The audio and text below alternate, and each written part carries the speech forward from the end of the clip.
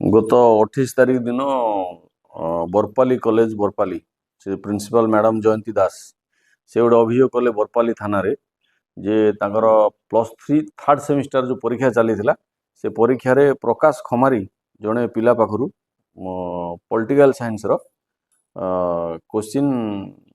answer sheet मिलता तांकर जो स्क्वाड टीम अच्छा संबलपुर रो से संबलपुर रो स्क्वाड टीम किसी प्रिंटेड मटेरियल ता पाखु जबत करथिले जबत कला परे ताकू से माने पचारिले जे ए जिनस तू कोठु पाइलु सी तांको रिप्लाई देइथिला कन्फेस भी करिथिला और रिप्लाई देइथिला जे Google world computer net centre गोटे बरपाली अछि विवेक साहू बोली जने पिला से कंप्यूटर सेंटर चलांदी तांको पाखरु से सेटाको आनिछि बोली से आमको जितेबाला देले रिपोर्ट से रिपोर्ट देला परे तांको रिपोर्ट रे बरपाली थाना रे गोटे केस हैला केस नंबर होची 29 से केस रे इन्वेस्टिगेशन कराला इन्वेस्टिगेशन ने जना पड़ला जे से प्रकाश खमारी जो आनी थिले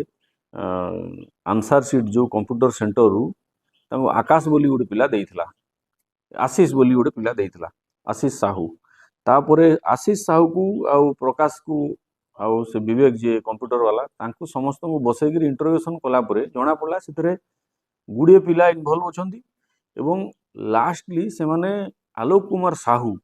जे अछंती नाक्टी देउल कॉलेज अछि संबलपुर रो से कॉलेज रे जने टेम्पोरारी क्लर्क अछंती से क्लर्क ही तांको सप्लाई करछन बोली जना पड़ला परे ई कनेक्शन ने टोटल 12 जन इंक्लूडिंग आलोक कुमार साहू और विवेक जे कंप्यूटर पिला 10 जन स्टूडेंट टोटल 12 जन गिरफ करके कोर्ट फॉरवर्ड कराई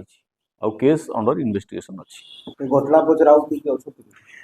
नहीं इटारे आम तो यहाँ प्रिलिमिनारी स्टेज रे अच्छी इन्वेस्टिगेशन जी जी थे विरोध में आईनगत कार्यानुष्ठान निया